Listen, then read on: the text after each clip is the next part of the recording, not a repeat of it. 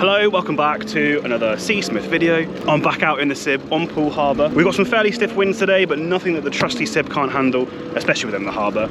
Now I'm out for 3 reasons today. Firstly, a bit of a shakedown session before the big Falmouth trip, which is in about a week and a half's time. Secondly, got the new 20 horsepower. It's a first proper go out. I've had her running at home a little bit, but she's not even fully broken yet. So we're gonna get this broken a little bit before we head, of course, to Cornwall. And third, it is not long until the big SIB Slam. Of course, we opened it up to pretty much all boats now, so everyone can get involved. We've had lots of comments from people asking that they are on kayaks or ribs or whatever, so everyone's gonna get involved now. Let's just have a good time with it. But I'm out here to see how the harbour's fishing and maybe show you some hot spots that you might want to think about when you're in the competition. Let's get out there.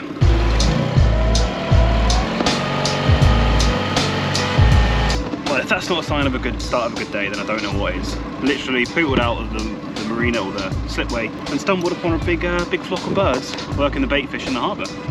So we are going to get a nice brand new Skerries Pro Wheel, one of the fish locker ones, of course everyone's going crazy about. And we'll see if we can't christen some lures and start the day off with some fish. Let's go.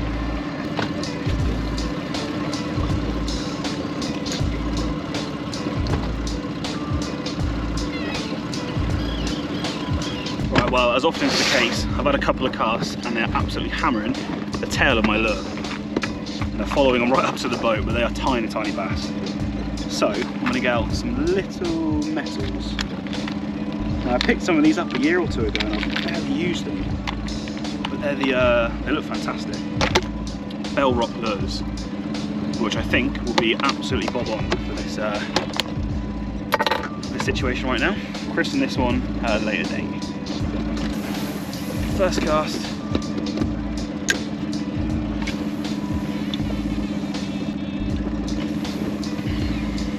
Oh, yeah, fish on. There we go. That's more like it.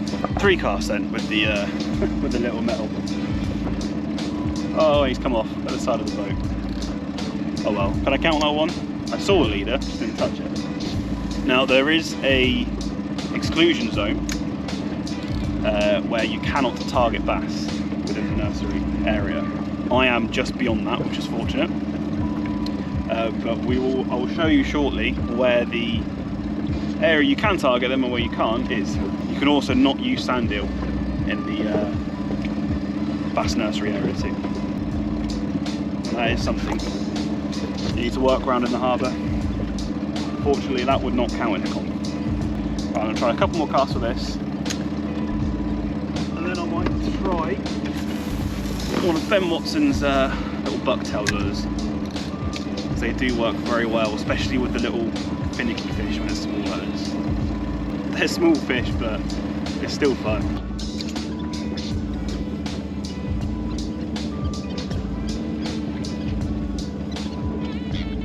Right, so I'm switching out to some Watson lures. And this is a little lure, I can't remember the weight of it, with a little bucktail feathers on the end there. Now, you could win these if you're entering the comp, because some Watson lures are up for grabs and they're on the prize table. Fantastic lures, fantastic feathers, which are also up for grabs. Let's show them off and catch a fish, shall we? And there we go, fish on.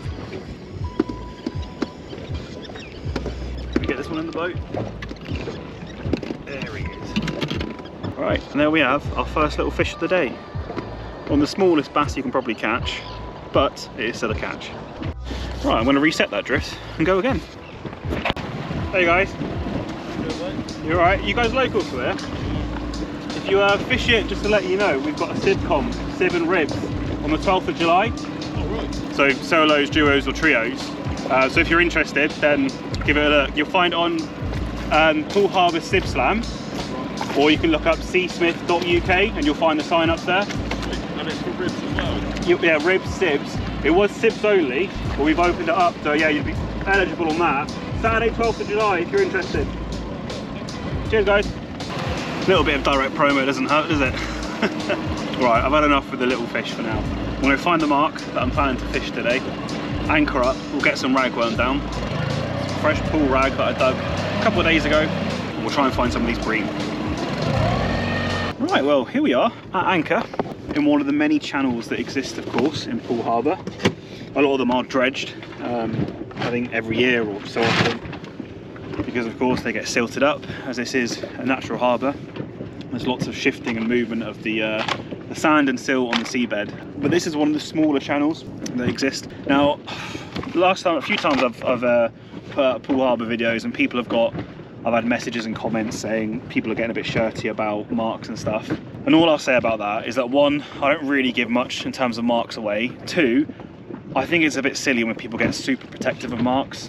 Everyone can access navionics, everyone can access maps of the seabed now. We're in the modern day, there aren't any secrets. And three, the fish move. No one spot is a guaranteed, oh, this is my mark. No one owns a mark. They're all up for grabs, and one will not consistently fish day after day. They will change. Having said that, I'm not going to give you exactly my location in case I do catch, if I do catch loads of gilts or fish or whatever. But if you are fishing the competition and you are a bit unsure of how to approach it, if you don't know Poole Harbour, then 100% get navionics, look at all the channels. You will see them, they're clearly marked on all the charts and navionics and all of the different apps. I know there's some others out there that can do a pretty good job nowadays also. But you will find them, and the channels normally hold the fish. It's like pretty much anywhere, any seabed, structure, channels, whatever. It will collect resources, and the fish will hold up in those channels. Now, the gilt in Poole Harbour do like to run up the channels, definitely, and that's what I'm here to try and find. So, in terms of tactics, I've got a couple rods. I'm going to go light, so I'm going to use some of my light spinning rods. In fact, I'm going to use my lure rod that I was just catching those little bass on. I'm going to stick on my kind of go-to bream rig, which is, I sometimes fish this as a one hook rig, sometimes as a two hook kind of flapper. My preferred way of doing it is simple. So this is a two hook flapper with some chino hooks on. I believe these will be size 1. I normally use size 1s or 1.0s. Definitely find the bream appreciate a bit of attraction, a bit of movement. I've often found when we've been out on the boat, southbound rough way or whatever, literally sometimes jigging the rod very lightly and just putting a bit of motion into it will entice a bite. So anything that can give you buoyancy or a bit of movement is going to help you. So I've put on some little floating some beads, pop-ups, and I'm going to fish it with some ragworm, which, as I mentioned earlier, it's freshly dug a day or two ago. Where have I put that? There she is.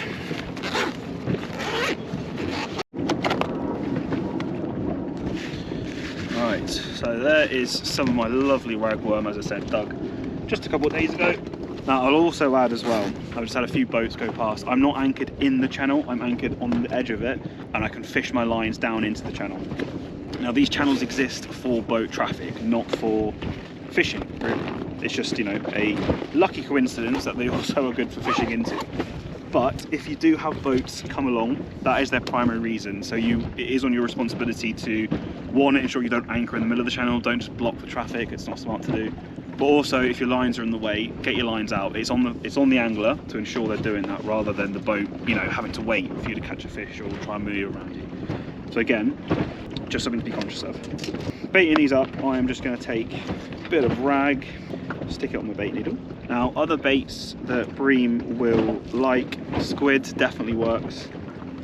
Razor clam. I do have a fair few packs of frozen razor clam in my freezer, but I'm going to wait until the Falmouth trip when we're going to go target some hopefully big gilts down there. Right, that's one hooked up, ready to go. Now, the beauty of this type of fishing, of course, within the harbour, is you can go super light, especially if you haven't got big tides that are ripping through. So I'm going to go, I don't even know what this is, it doesn't say on it, but it's a very small weight. But I am on my very light spinning rod. But I'm just going to flick that out and hope for the best. Now, another benefit of fishing in Poole Harbour is where you've got Brownsea Island directly in the centre. The winds do pick up, which they are quite stiff today. Then you can normally find a bit of shelter around the back of the island. So this time the winds aren't too bad at the minute, as you can probably tell. I'm not rocking around too much. But I am on the kind of backside of the island as to where the wind is blowing.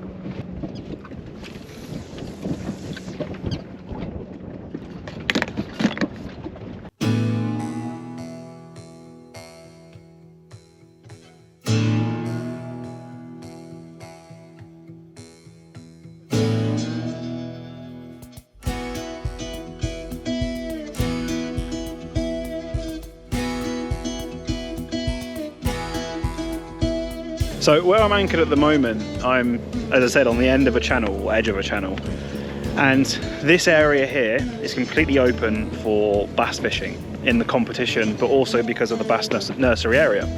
So we are, of course, going to abide by the rules. Now, if you catch a fish in this area, if you end up targeting bass, if you catch a bass, you have to clearly have Brownsea Castle, which is to my side, in the photo. Now, we'll cover this all off on the day about how to make sure that, you know, we're all playing fair and we're not actually targeting bass where we shouldn't be. This is the area where you can most 100% target any species, really. And there's lots to be had here as well. Just not for me yet.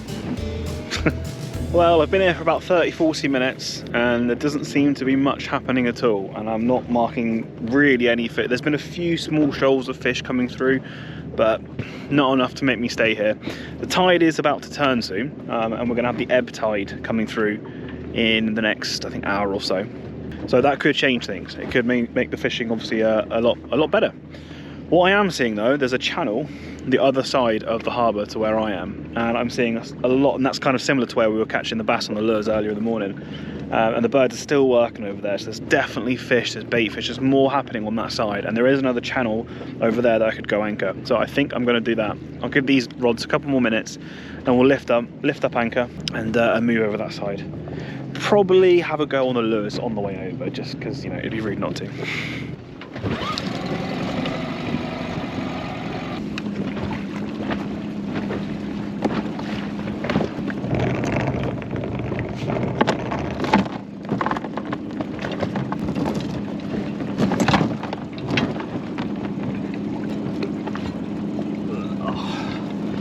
Covered in crap, the anchor.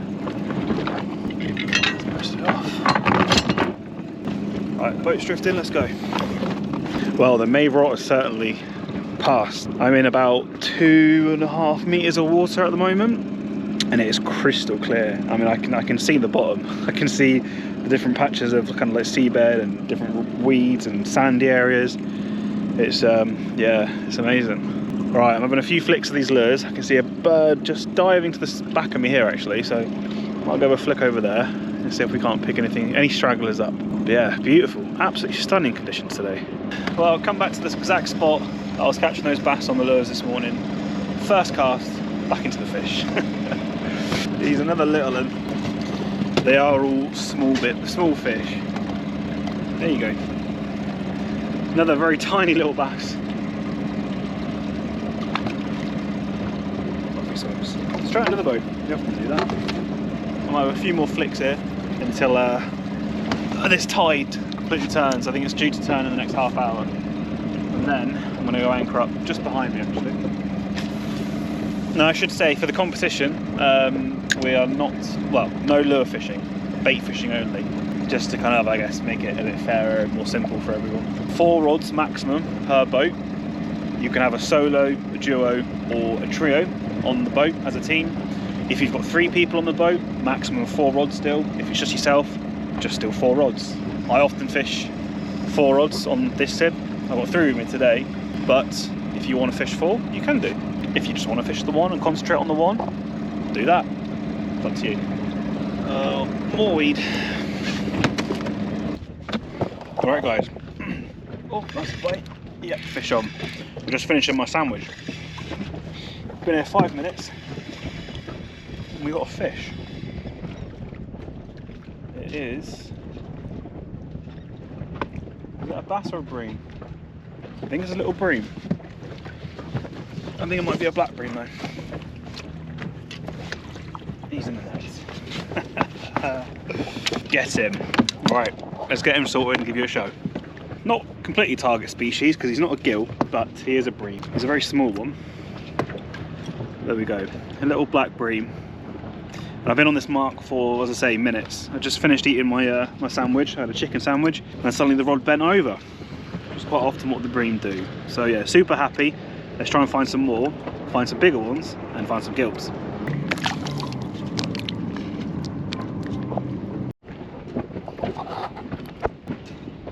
Oh, that's another bite.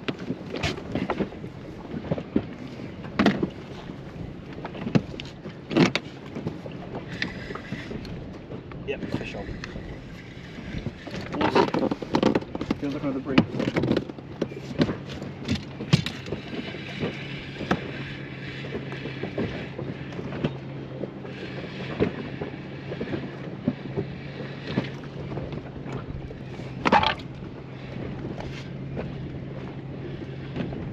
Slightly better one, I think. Awesome. Well, it's 2 fish and 2 casts on the left-hand rod. Right-hand rod though isn't doing much work. Right. Another little black bream. Still not target, still not the gilts, but he's a little bit bigger than the previous one, so we're going in the right direction. Now I've just seen, I think, a shoal come through. The other rod still hasn't gone off, but I'm gonna get the baits back down quick and capitalise on the fish clearly being here and on the feed.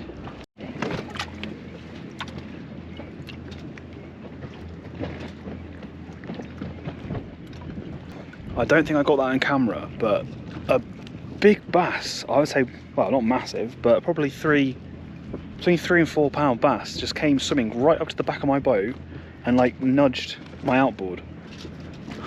I've never seen anything like it, just one solo bass. And I've literally just I was just rebaiting one of my rods, and I think he's probably under the boat, so I'm trying to stay a bit quiet. Just dipped my my rod with some freshly baited rag underneath the boat to see if he's there. But that was so odd, he literally just on the surface just swam straight up to me. Right, fish are cast now. Check that out. I love it. I'm trying to quickly change the battery on my GoPro, and at the same time my rod's going off. Right, you stay there, let's sort this out. Yeah. On? Yeah, you're on.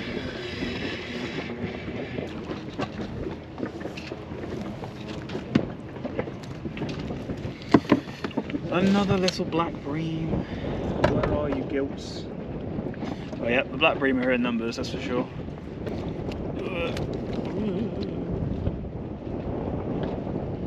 Ta-da! Bream number 3.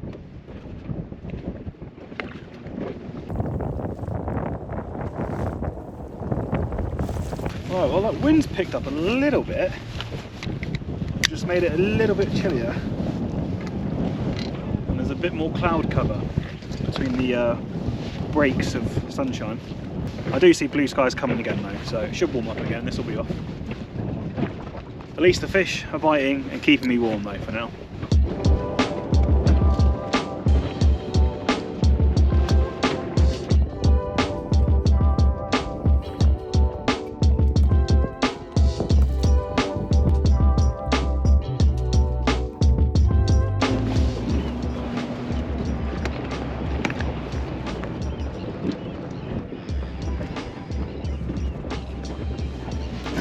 Another fish, I think it's a little bass. Hey, it is.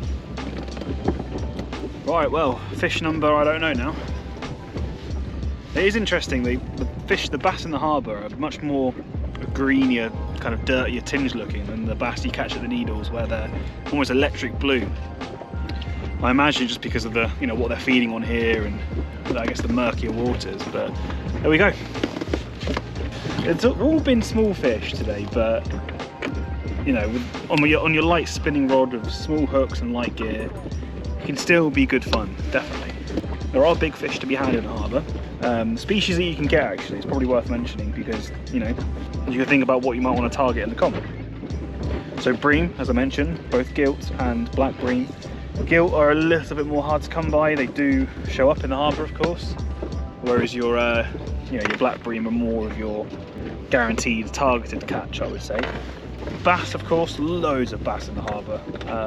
Most of them fairly small, but you do get the odd bigger one knocking around, which is always worth targeting if you're in the right area, of course. Now, they will happen by catch. You can't not, catch a bass if it's you can't control what bites the hook, basically. But just be aware of it. Now you can also catch flatfish, so plaice and flounder in the harbour, and also smoothhounds. You do get the odd smoothhound with the amount of crab that's in the harbour patrolling inside. And I've even heard that a year or two ago, I can't remember how long it was, a cod or a codling was caught off of Poole Quay. So if you want to go for a nice summer cod, then be my guest. Right, well, no bites now on this mark for probably about 30-40 minutes, if not a little bit longer. So I think it's time to lift the lines and anchor yet again and find a new spot.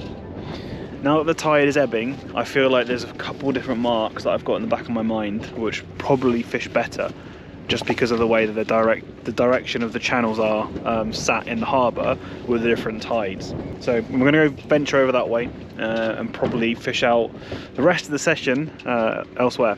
See if we can't find some more fish. I'm back towards where I anchored up earlier in the session this morning to see if we can't find anything here. Now the winds have picked up, so I'm probably going to give it 30-40 minutes before heading back and cleaning everything down, packing up and obviously heading home. But it's been a really enjoyable way to spend a few hours on a Sunday. I've not been out here for long, just been reading and scratching around, giving, as I said earlier, the engine a bit of a run through and a bit of a just kind of practice session ahead of Falmouth, our big Cornwall trip, which will be in, well, I'll go in a week and a half's time. So it's coming up soon. But the engine is running absolutely sweetly, really, really nicely, can't complain at all about that. And the harbour is fishing. It's not been any big fish today, but there've been fish about, which is ideal. Now, if you do want to get signed up to the Poole Harbour SIB Slam, as I said, we've opened it up, so pretty much any boat can take part now. Sibs, ribs, kayaks, whatever it might you want to come along in. I jokingly said the other day, even a bathtub, but obviously, you know, keep it safe. It's only £10 per angler. You can enter as a solo, a duo or a trio. We have got loads and loads of prizes, over £1,000 worth of prizes, plus the cash, which will be available obviously. Everything is going back into the prize pot. There's no money being made. I've already sunk probably about over £100 into setup and logistics and all sorts of bits and bobs that go along with a competition like this. So I would love to see you there. Please take part. We've already got quite a number of teams signed up, but the more the merrier, so get on it. Anyway, if there's any more action to come, I'll put it in after this. If not, I will see you in the next video and hopefully at the comp.